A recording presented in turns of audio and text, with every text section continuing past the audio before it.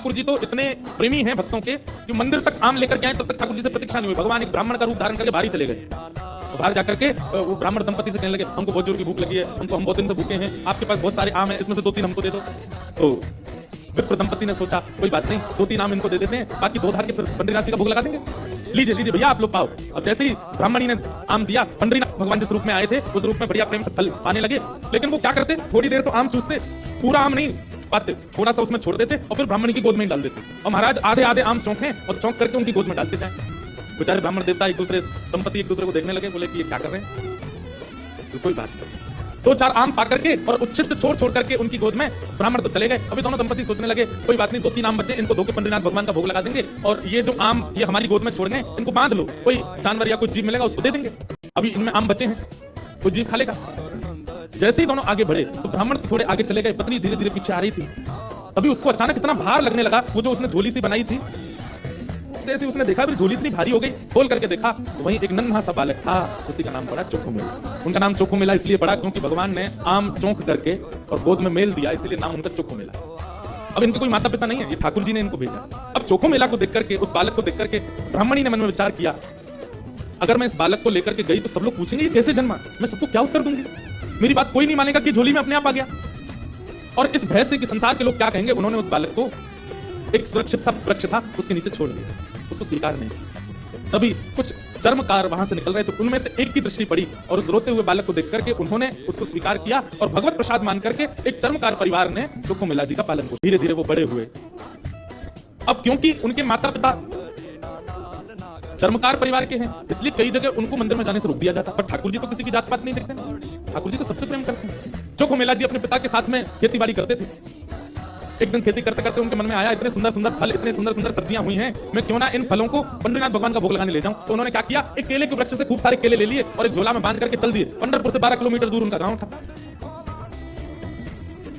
जैसे ही पहुंचे पंढरपुर, इतने आनंद में भर गए कि उन्होंने विचार ही नहीं किया। बहुत लोगों ने रोकने का प्रयास किया कि इनको मंदिर में ना घुसने दिया जाए, ये अधिकारी नहीं है, लेकिन वो तो इतने भाव में आ गए कि वो घुसते ही चले गए। और जैसे भीतर पहुंचे महाराज, लोगों ने घेर करके चोखो मेला जी को पीट दिया, बहुत मारा, उनके वस्त्र फाड़ दिए, सिर में चोट लगी, हाथ में चोट लगी, पैरों में चोट लगी, सब जगह इतना जख्म दे दिया। चोखो मेला जी रोते रोते वापस आ गए। पंडरीनाथ भगवान को भोग नहीं लगा पाए। शाम का समय, चोखो मेला जी अपने सब घावों को जहां जहां से रक्त निकल रहा था साफ कर रहे थे और गुस्सा कर रहे थे।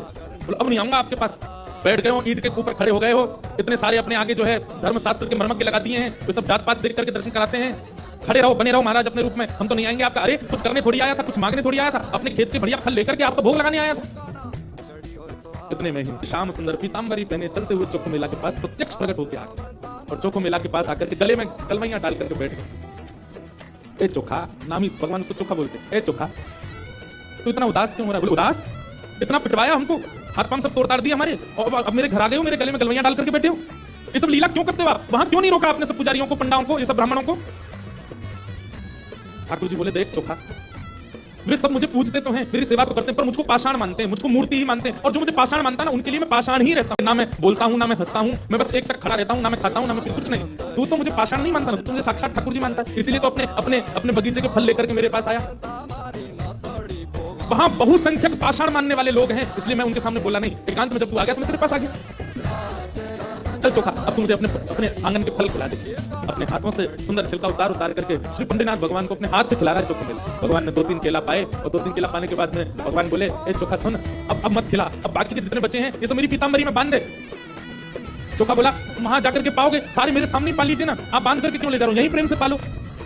पंडरीनाथ भगवान बोले, अरे मैंने अपना तो पा लिया, ये बाकी के तो मैं पंढरपुर में रुक्मणी जी बैठी हैं, वो भी भूखी हैं, उनके लिए ले जा रहा हूं, उनको जाके मैं पवा दूंगा। आज चोखा, तेरे ऊपर इतना प्रहार किया ना सबने, तेरे ऊपर इतना अत्याचार किया सबने, इसलिए मैंने और रुक्मणी जी ने आज भोजन ही नहीं किया, हम दोनों भूखे हैं, मैंने तो पा लिया, अभी रुक्मणी जी के लिए ले जाऊंगा। भगवान अपनी पीतांबरी में केले बांध करके पंढरपुर आ गए।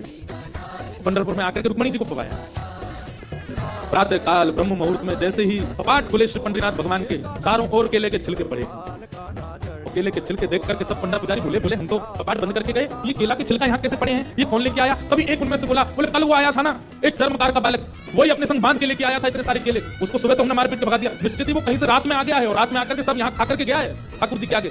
उसका उद्देश्य तो गर्भगृह को बेकार करना ही था, इसलिए ये सब हुआ है, ये उसी ने किया है।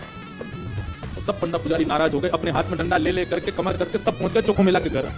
और वहां पहुंच करके घर से निकाल करके फिर पीटा उनको। चोखो मेला घर में सो रहे थे और घर में जाकर के वहां से घसीट करके उनको मारा सब। अरे दुष्ट पापी, उसको मंदिर में नहीं जाने दिया तो रात्रि तू गर्भगृह में घुस गया। चोखो मेला पिटते रहे, नेत्रों से आंसू बहाते रहे, जय हो पंडरीराज ऐसी लीला करते। सुबह पिटवाते हो, रात में आकर के खा जाते हो मेरे हाथ से। लेकिन अब की बार श्री पंडरीनाथ नाराज हो गए। पंडा पुजारी सब अपना काम करके चोखो मेला के साथ थोड़ी हाथापाई करके सब जैसे ही वापस आए, पंढरपुर में श्री पंडरीनाथ भगवान के मंदिर के मुख्य द्वार सारे अपने आप बंद हो गए और भीतर से ठाकुर जी ने ताला लगा लिया, लॉक कर लिया, बंद हो गए ठाकुर जी मंदिर के अंदर। सबने अथक प्रयास कर लिया लेकिन एक भी द्वार नहीं खुल पाया। पूरा दिन व्यतीत हो गया, बड़े बड़े कारीगर आ गए लेकिन दरवाजा तोड़ भी नहीं पाए, खोल भी नहीं पाए। तब अंत में सबको लगा हमने कोई अपराध किया है। चारों ओर पंडा पुजारी और बड़े बड़े वेदज्ञ, बड़े बड़े मनीषी सब बैठ गए, हाथ जोड़ करके पंडरीनाथ भगवान की स्तुति गाने लगे। बोले नाथ हमसे कोई अपराध हुआ तो आप हमें बताएं, दंड दे दें, लेकिन इस प्रकार नाराज होकर मत बैठो। तभी मंदिर के भीतर से भगवान ने रुग्ण स्वर में, रोते हुए स्वर में भगवान की आवाज आई। बोले अरे तुम बनते हो बहुत बड़े विद्वान, बहुत बड़े मनीषी, बहुत बड़े ज्ञानी, बहुत बड़े जात पात के नियोजन करता, मेरे भक्त का अपमान करते हो, मेरे भक्त को मारते हो, मेरे भक्त के साथ दुराचार करते हो। नहीं देना मुझे किसी को दर्शन, और अब जब तक पृथ्वी है तब तक यह मंदिर बंद ही रहेगा, मैं भीतर ही रहूंगा। जो मेरे परम वैष्णव भक्त होंगे उनके लिए द्वार खुलेंगे, वो अंदर आएंगे, बाकी सब बाहर खड़े। वैष्णवों ने प्रणाम करके कहा नाथ ऐसे नाराज मत होइए, आप बताइए हमसे क्या अपराध हो गया है, उसका प्रायश्चित कैसे होगा, कृपा करके बताओ। भगवान बोले मेरे चोखो मेला को जिस प्रकार तुम लोगों ने सबने जुट बना करके जाकर के उसको मारा है, अब तुम सभी वेदज्ञ, तुम सभी ब्राह्मण, तुम सभी श्रेष्ठ जन पालकी सजा के लेके जाओ और चोखो मेला को बिठा करके नाचते गाते उत्सव जैसे एक मेरी पालकी सवारी निकालते हो, ऐसे चोखो मेला की सवारी पूरे नगर में घुमाते हुए मेरे सामने लेकर के आओ, तब मेरे द्वार खुलेंगे, तब मैं तुमको क्षमा करूंगा, नहीं तो नहीं करूंगा। भगवान की आज्ञा मान करके गए और चोखो मेला जी को जाकर प्रणाम किया। एक दिव्य सिंहासन से युक्त पालकी में चोखो मेला जी को विराजमान करके नाचते गाते हुए, आनंद करते हुए, उत्सव जैसे ठाकुर जी का उत्सव मनता उससे भी अधिक उत्सव मनाते हुए चोखो मेला को लेकर के आए। और जैसे ही पंडरीनाथ भगवान के सामने पालकी पहुंची, अपने आप मंदिर के सारे द्वार खुल गए और मानो आज लग रहा था कि भक्त भगवान का नहीं, भगवान भक्त का दर्शन कर रहे हैं, भगवान चोखो मेला का दर्शन।